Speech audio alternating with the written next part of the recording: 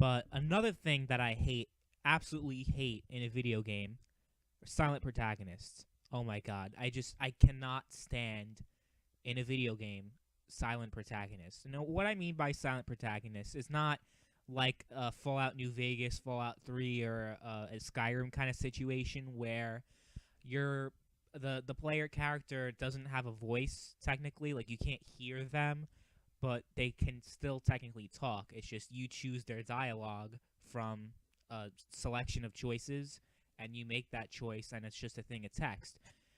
I wouldn't consider that to be a silent protagonist. I would consider a silent protagonist to be like a GTA 3 kind of situation where the character doesn't talk at all and just never talks no matter what. Now, okay, so when it comes to children's games like Mario or Zelda or those kind of games where there's a silent protagonist and they don't really talk or anything, I'm more okay with that because those kind of games don't necessarily need a focus, like a narrative, really. Like, those games don't really need to focus on story as much as games like Grand Theft Auto need to, or other games that have silent protagonists, but the other characters have voices and they talk, and they actually have pretty good character development when it comes to them. But for some reason, they decide to have a silent protagonist because for some reason they love silent protagonists. Like, okay, so the most recent game I played that had a silent protagonist was South Park. Now, with that game, I was more okay with it because, I mean, it's South Park. Do you really need character development? Do you need that kind of thing for a South Park game? Not really. You just need, the humor was there. It felt like South Park. You didn't really need the player character to talk. You really didn't. So, I do think that there are some instances where a silent protagonist, I wouldn't say works better than a voice protagonist, or just having a character that has a personality and can talk, and at least in RPGs you can choose what they say and what their choices are. That's not, I wouldn't even consider that a silent protagonist, I guess, like, because they would be silent protagonists from a technical perspective.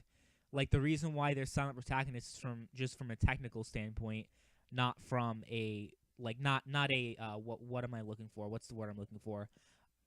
Not from a design choice. Like, they purposely had a voice protagonist, or not a voice protagonist, a silent protagonist on purpose in games like Nintendo games and GTA 3 and the Half-Life series is another one. I love how people say Gordon Freeman is one of the greatest video game characters of all time, even though he has no personality whatsoever because he doesn't talk, even though he's being spoken to.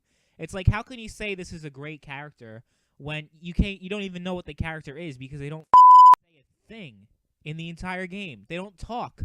So how are you supposed to know if the character's great or not? Or the main character of any Valve game, the main character in the Portal series, how can you tell if they're a great character? I didn't even know that the Portal character was a woman until Portal 2. I didn't even know anything about the character because there's no reason to care if they don't have they don't talk.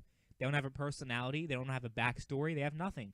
So when people talk about the greatest video game characters of all time, and they include like Mario or Link or, characters that are any Nintendo character really where they don't talk and they're silent, those are different scenarios, and I do think that they deserve to be on the list only because of their cultural impact, not because they're actually good characters.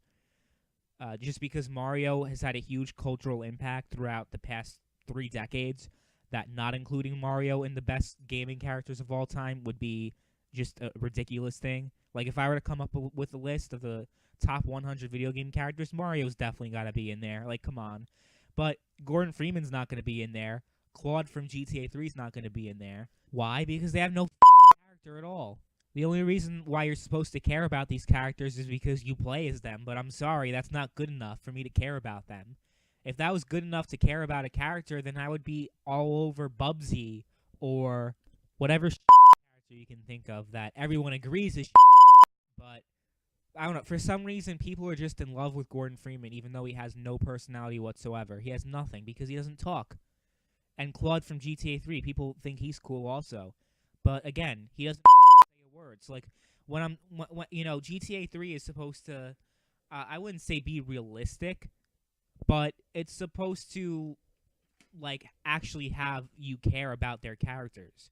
So when you have these cutscenes where all these characters are talking and Claude is just standing there, not saying a word, even though he's being addressed. Or if something very dramatic happens in the game and he shows no reaction whatsoever, and that, why should we care about these characters? And why do you have them be silent? What does that accomplish? If I ask any person right now who the best GTA protagonist ever is, they would probably either say CJ or Trevor or, one of those characters that actually had a personality. No one's going to say Claude is my favorite protagonist. I mean, unless they're on crack.